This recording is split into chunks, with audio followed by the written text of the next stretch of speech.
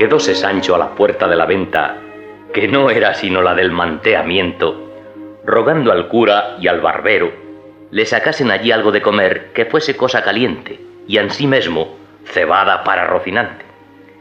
Ellos entraron y le dejaron, y de allí a poco el barbero le sacó de comer. Después, habiendo bien pensado entre los dos el modo que tendrían para conseguir lo que deseaban, vino el cura en un pensamiento muy acomodado al gusto de Don Quijote y para lo que ellos querían.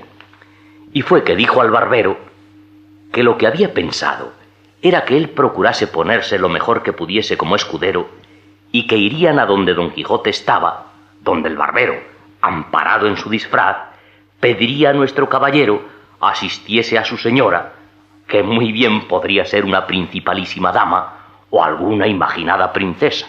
En resolución, maese Nicolás, bien podría decir a nuestro amigo que os manda la heredera por línea recta de varón del gran reino de Micomicón, la cual busca al esclarecido Don Quijote de la Mancha, conocedora de su grande fama y altas empresas, para pedirle le desfaga un tuerto agravio que un mal gigante le tiene fecho. Pensó luego el cura, en vista de la buena traza que se había dado en inventar tan importante reino y tan desdichada princesa, interesar a Sancho en el negocio hasta hacerle creer ser cierta la historia de la tal princesa Micomicona. Puesto Sancho en todos los puntos de la historia, preguntó que dónde se hallaba esa princesa y que por qué había de hacerse pasar maese Nicolás por fingido escudero de ella. Respondióle el cura que el lugar donde la princesa aguardaba a su salvador era naturalmente secreto y oculto para los enemigos de la desdichada dama, y que sólo maese Nicolás y él podrían conducir a Don Quijote a su encuentro. Esta hermosa señora, Sancho hermano, guiada, como digo, a la fama que de buen caballero vuestro amo tiene por todo lo descubierto, de Guinea ha venido a buscarle. Dichosa buscada y dichoso hallazgo. Y más, si mi amo es tan venturoso que desfaga ese agravio y enderece ese tuerto matando a ese gigante que vuestra merced dice, que sí matará si él le encuentra, si ya no fuese fantasma, que contra las fantasmas no tiene mi señor poder alguno. Pero una cosa quiero suplicar a vuestra merced, entre otras, señor licenciado, y es que porque a mi amo no le tome gana de ser arzobispo, que es lo que yo temo, que vuestra merced le aconseje que se case luego con esa princesa, y así quedará imposibilitado de recibir órdenes arzobispales, y vendrá con facilidad a su imperio y yo al fin de mis deseos, que yo he mirado bien en ello y hallo por mi cuenta que no me está bien que mi amo sea arzobispo, porque yo soy inútil para la iglesia, pues soy casado, y andarme ahora a traer dispensaciones para poder tener renta por la iglesia, teniendo como tengo mujer e hijos, sería nunca acabar. Así que, señor, todo el toque está en que mi amo se case luego con esa señora, que hasta ahora no sé su gracia y así no la llamo por su nombre. Llámese la princesa Micomicona, porque llamándose su reino Micomicón, claro está que ella ha de llamarse así. No hay duda en eso, que yo he visto a muchos tomar el apellido y alcurnia del lugar donde nacieron, llamándose Pedro de Alcalá, Juan de Úbeda y Diego de Valladolid, y esto mismo se debe de usar allá en Guinea, tomar las reinas los nombres de sus reinos. Así debe ser. Y en lo de casarse vuestro amo, yo haré en ello todos mis poderíos. Con lo que quedó tan contento Sancho, cuanto el cura admirado de su simplicidad y de ver cuán encajados tenía en la fantasía los mismos disparates que su amo, pues sin duda alguna se daba a entender que había de venir a ser emperador.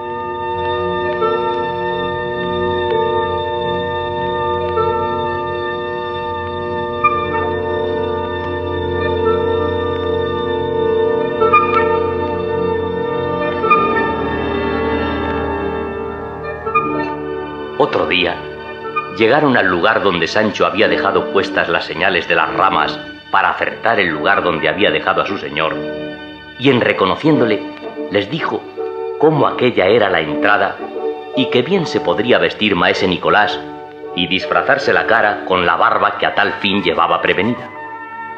Tornó el cura a leccionar a Sancho de cuanto había de hacer y decir a su amo, y que si le preguntase, como se lo había de preguntar, si dio la carta a Dulcinea, dijese que sí, y que por no saber leer le había respondido de palabra diciéndole que le mandaba so pena de la su desgracia que luego al momento se viniese a ver con ella, que era cosa que le importaba mucho. Porque con esto, y con la aventura de la princesa Micomicona, tenía por cosa cierta reducirle a mejor vida y hacer con él que luego se pusiese en camino para ir a ser emperador o monarca, que lo de ser arzobispo no había de qué temer. Todo lo escuchó Sancho y lo tomó muy bien en la memoria y les agradeció mucho la intención que tenían de aconsejar a su señor fuese emperador y no arzobispo, porque él tenía para sí que para hacer mercedes a sus escuderos más podían los emperadores que los arzobispos andantes.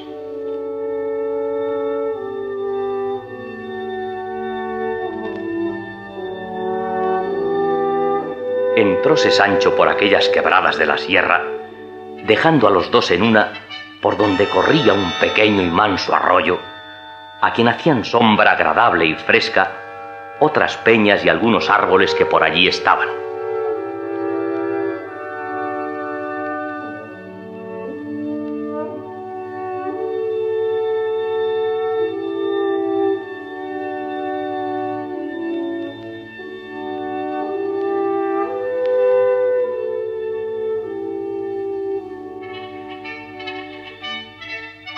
En esto oyeron voces y conocieron que el que las daba era Sancho Panza.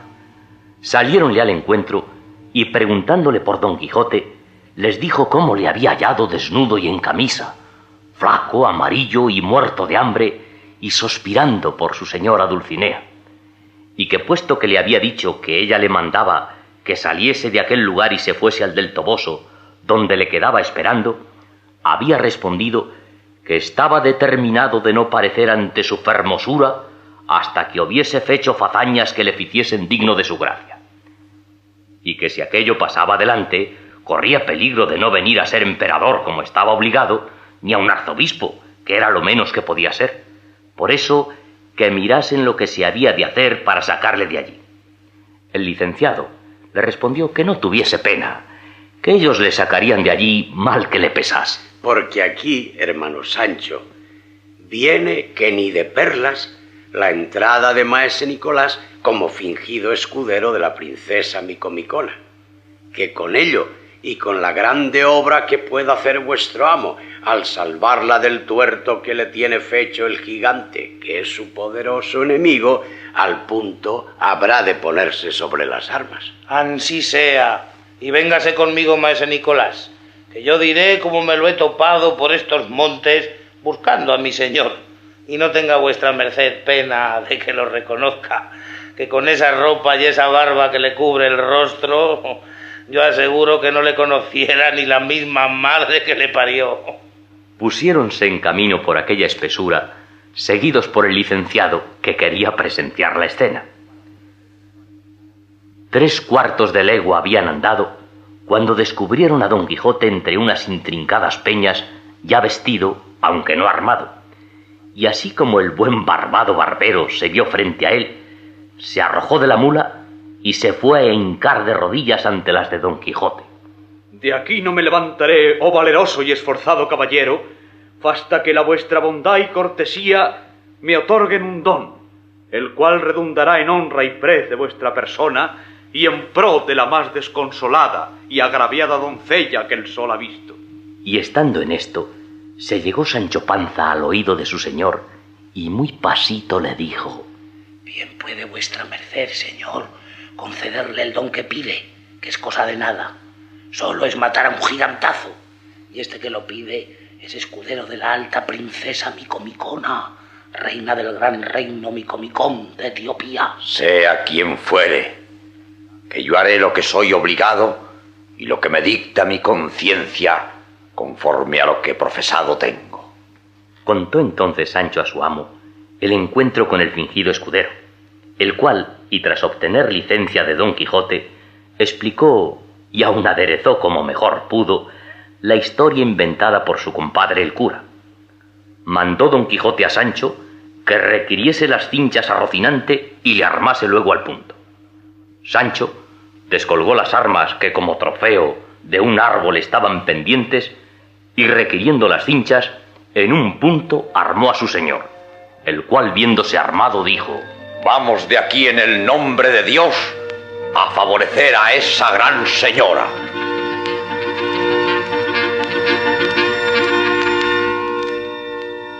Estaba el barbero aún de rodillas, teniendo gran cuenta de disimular la risa y de que no se le cayese la barba, con cuya caída quizá quedaran todos sin conseguir su buena intención. Y viendo que ya el don estaba concedido y con la diligencia que Don Quijote se alistaba para ir a cumplirle, se levantó y luego que subió Don Quijote sobre Rocinante, se acomodó en su cabalgadura, quedándose Sancho a pie, donde de nuevo se le renovó la pérdida del rucio con la falta que entonces le hacía.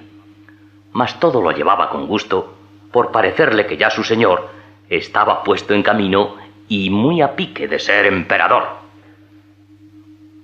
Todo esto miraba de entre unas breñas el cura, el cual determinó de ponerse en el llano a la salida de la sierra. Y así como salió de ella Don Quijote y sus camaradas, el cura se le puso a mirar muy despacio, dando señales de que le iba reconociendo. Y al cabo de haberle una buena pieza estado mirando, se fue a él abiertos los brazos y diciendo a voces: Para bien se ha hallado el espejo de la caballería, el mi buen compatriota Don Quijote de la Mancha, la flor y la nata de la gentileza, el amparo y remedio de los menesterosos, la quinta esencia de los caballeros andantes. Y diciendo esto, tenía abrazado por la rodilla de la pierna izquierda a Don Quijote, el cual, espantado de lo que veía y oía decir y hacer aquel hombre, se le puso a mirar con atención y al fin le conoció, y quedó como espantado de verle y hizo grande fuerza por apearse. Mas el cura no lo consintió, por lo cual Don Quijote decía: Déjeme vuestra merced, señor licenciado, que no es razón que yo esté a caballo y una tan reverenda persona como vuestra merced esté a pie. Eso no consentiré yo en ningún modo. Estése la vuestra grandeza a caballo, pues estando a caballo acaba las mayores fazañas y aventuras que en vuestra edad se han visto. Que a mí, aunque indigno sacerdote, bastaráme subir en las ancas de esa mula, y aún haré cuenta que voy caballero sobre el caballo Pegaso o sobre la cebra o alfana en que cabalgaba aquel famoso moro Muzaraque, que aún hasta ahora yace encantado en la gran cuesta Zulema, que dista poco de la gran Compluto. Aún no caía yo en tanto, mi señor licenciado, y yo sé que este mi acompañante, escudero de mi señora la princesa Micomicona, es tan cortés y tan cortesano que no consentirá que una persona eclesiástica vaya a pie, pudiendo ir a caballo. Así es. Y apeándose en un punto, convidó al cura con la silla y él la tomó sin hacerse mucho de rogar. Y fue el mal que al subir a las ancas el barbero, la mula, que en efecto era de alquiler, que para decir que era mala esto basta, alzó un poco los cuartos traseros y dio 2 coces en el aire, que a darlas en el pecho de maese Nicolás o en la cabeza, él diera al diablo la venida por Don Quijote. Con todo eso, le sobresaltaron de manera que cayó en el suelo con tan poco cuidado de las barbas que se le cayeron en el suelo, y como se vio sin ellas, no tuvo otro remedio sino acudir a cubrirse el rostro con ambas manos y a quejarse que le habían derribado las muelas. Don Quijote, como vio todo aquel mazo de barbas, sin quijadas y sin sangre, lejos del rostro del escudero caído, dijo: Vive Dios, que es gran milagro este. Las barbas le ha derribado y arrancado del rostro como si se las quitara posta. El cura, que vio el peligro que corría su invención de ser descubierta, acudió luego a las barbas y fuese con ellas a donde yacía maese Nicolás, dando aún voces todavía, y de un golpe, llegándole la cabeza a su pecho, se las puso murmurando sobre él unas palabras que dijo que eran cierto ensalmo apropiado para pegar barbas, como lo verían.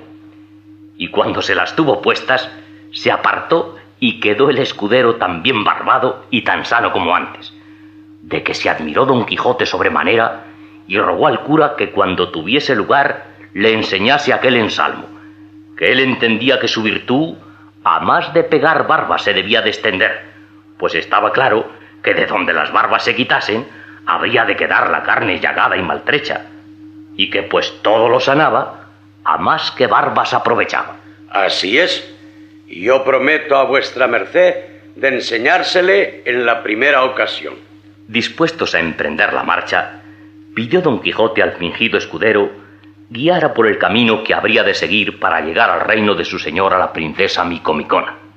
Oído lo cual, dijo el cura: ¿Hacia qué reino debe guiar? ¿Es por ventura hacia el de Micomicón? Que sí debe ser, o yo sé poco de reinos. Sí, señor, que ese es el reino de mi señora, la princesa Micomicona. Si así es, por la mitad de mi pueblo hemos de pasar, y de allí tomará vuestra merced la derrota de Cartagena, donde se podrá embarcar con la Buenaventura. Y si hay viento próspero, mar tranquilo y sin borrasca, en poco menos de 9 años se podrá estar a la vista de la gran laguna Meótides, que está a poco más de 100 jornadas más acá del reino Micomicón. Y con esto reanudóse la marcha camino de la venta.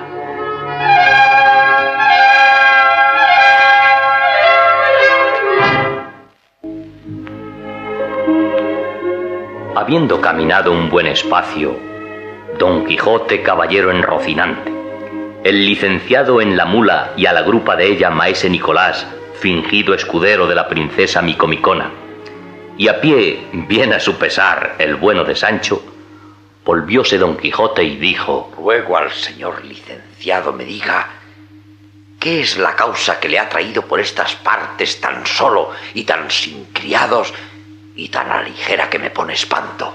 A eso yo responderé con brevedad, porque sabrá vuestra merced, señor Don Quijote, que yo y maese Nicolás, nuestro amigo y nuestro barbero, íbamos a Sevilla a cobrar cierto dinero que un pariente mío, que ha muchos años que pasó a Indias, me había enviado, y no tan pocos que no pasen de 60.000 pesos ensayados, que es otro que tal.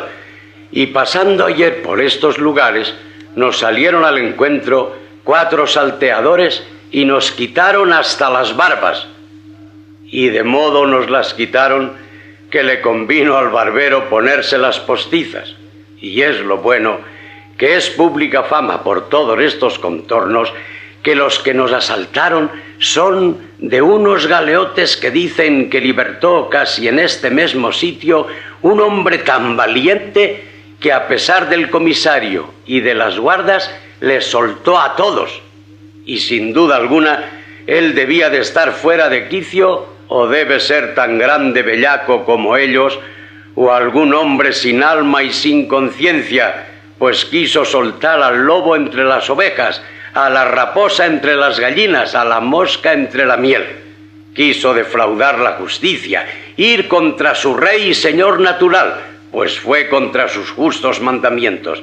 Quiso, quitar a las galeras sus pies, poner en alboroto a la Santa Hermandad que había muchos años que reposaba. Quiso finalmente hacer un hecho por donde se pierda su alma y no se gane su cuerpo. Habíales contado Sancho al cura y al barbero la aventura de los galeotes, que acabó su amo con tanta gloria suya. Y por esto cargaba la mano el cura refiriéndola, por ver lo que hacía o decía Don Quijote, al cual se le mudaba la color a cada palabra y no osaba decir que él había sido el libertador de aquella buena gente. Estos, pues, fueron los que nos robaron. Que Dios por su misericordia se lo perdone al que no los dejó llevar al debido suplicio. Pues mi fe, señor licenciado, El que hizo esta fazaña fue mi amo. Y no porque yo no le dije antes y le avisé que mirase lo que hacía y que era pecado darles libertad, porque todos iban allí por grandísimos bellacos. ¡Majadero! A los caballeros andantes no les toca ni atañe averiguar si los afligidos, encadenados y opresos que encuentran por los caminos van de aquella manera o están en aquella angustia por sus culpas o por sus gracias. Solo les toca ayudarles como a menesterosos, poniendo los ojos en sus penas y no en sus bellaquerías. Yo topé un rosario y sarta de gente mohína y desdichada, y hice con ellos lo que mi religión me pide, y lo demás allá se avenga. Y a quien mal le ha parecido, salvo la santa dignidad del señor licenciado y su honrada persona, digo que sabe poco de achaque de caballería y que miente como un mal nacido. Y esto le haré conocer con mi espada donde más largamente se contiene. Y esto dijo afirmándose en los estribos y calándose el morrión, porque la bacía de Barbero, que a su cuenta era el yelmo de Mambrino, llevábala colgada del arzón delantero hasta adobarla del mal tratamiento que la hicieron los galeotes.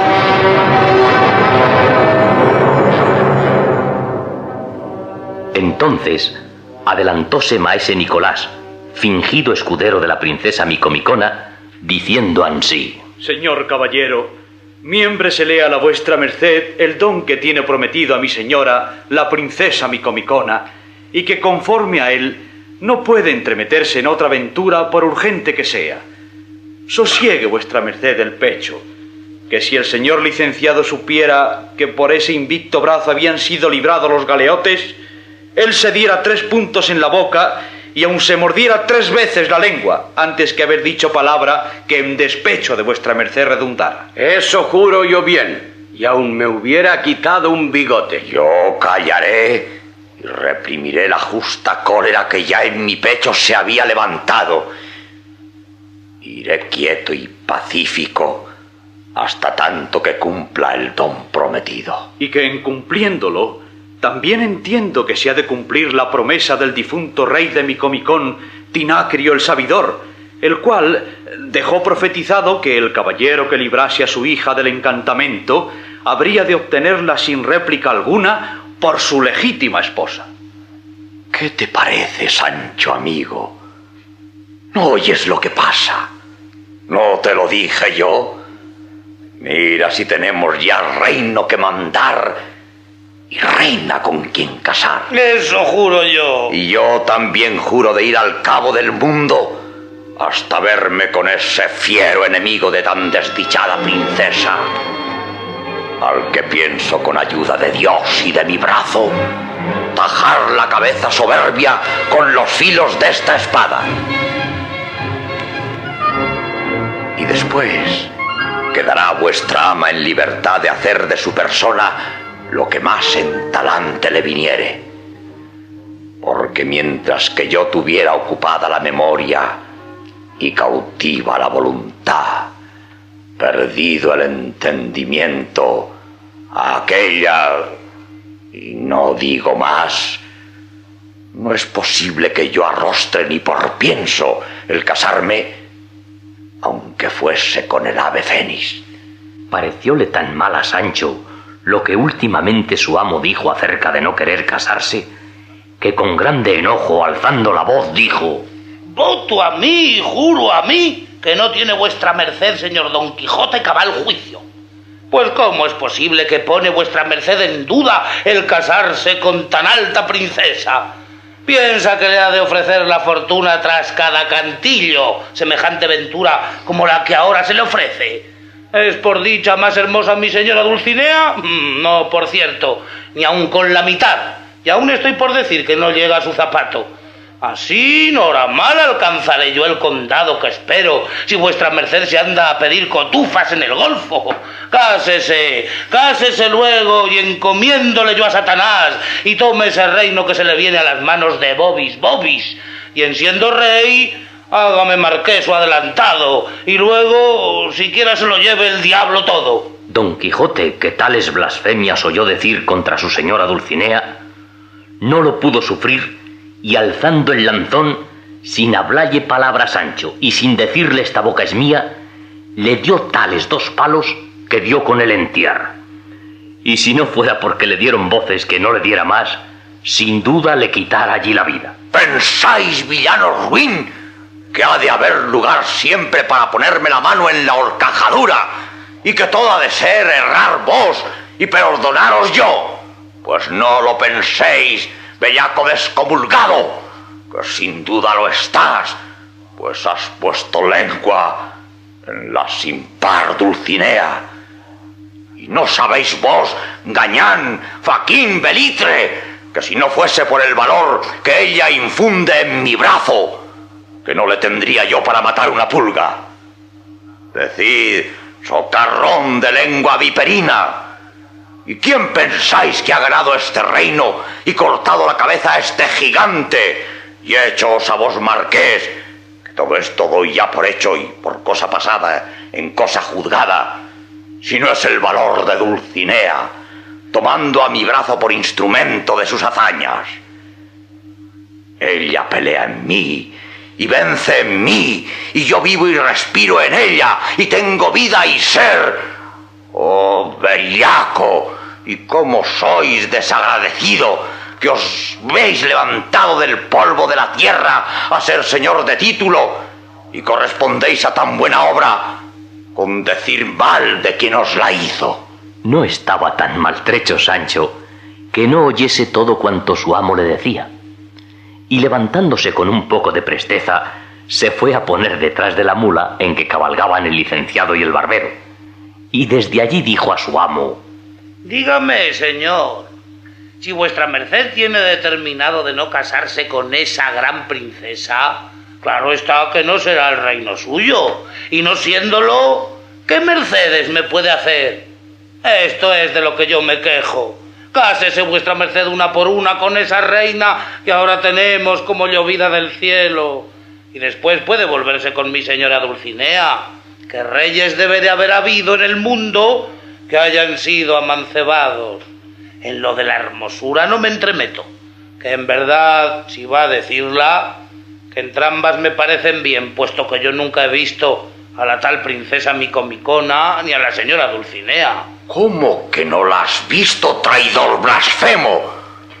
Pues no acabas de traerme ahora un recado de su parte. Digo que no la he visto tan despacio que pueda haber notado particularmente su hermosura y sus buenas partes punto por punto. Pero así a bulto me parece bien. Ahora te disculpo y perdóname el enojo que te he dado. Que los primeros movimientos no son en manos de los hombres. Yo ya lo veo. Y así, en mí, la gana de hablar siempre es primero movimiento. Y no puedo dejar de decir por una vez siquiera lo que me viene a la lengua. Con todo eso, mira, Sancho, lo que hablas. Porque tantas veces va el cantarillo a la fuente y no te digo más. Ahora bien, Dios está en el cielo, que ve las trampas, y será juez de quien hace más mal. Yo en no hablar bien, y vuestra merced en no obrallo. Y diciendo esto, fue Sancho cabizbajo y pidió la mano a su señor, y él se la dio con reposado continente. Y después que se la hubo besado, le echó la bendición y dijo a Sancho que se adelantasen un poco, que tenía que preguntalle y que de partir con él cosas de mucha importancia. Hízolo así Sancho, y apartáronse los dos algo adelante, y díjole Don Quijote: Después que veniste, no he tenido lugar ni espacio para preguntarte muchas cosas de particularidad acerca de la embajada que llevaste y de la respuesta que trujiste. Y ahora, pues la fortuna nos ha concedido tiempo y lugar, no me niegues tú la ventura que puedes darme con tan buenas nuevas. Pregunte vuestra merced lo que quisiere, que a todo daré tan buena salida como tuve la entrada. Pero suplico a vuestra merced, señor mío, que no sea de aquí adelante tan vengativo. ¿Por qué lo dices, Sancho? Dígolo porque estos palos de agora más fueron por la pendencia que entre los dos trabó el diablo la otra noche que por lo que dije contra mi señora Dulcinea, a quien amo y reverencio como a una reliquia, aunque en ella no la haya, solo por ser cosa de vuestra merced. No tornes a esas pláticas, Sancho, por tu vida, que me dan pesadumbre. Ya te perdoné entonces, y bien sabes tú que suele decirse: a pecado nuevo, penitencia nueva.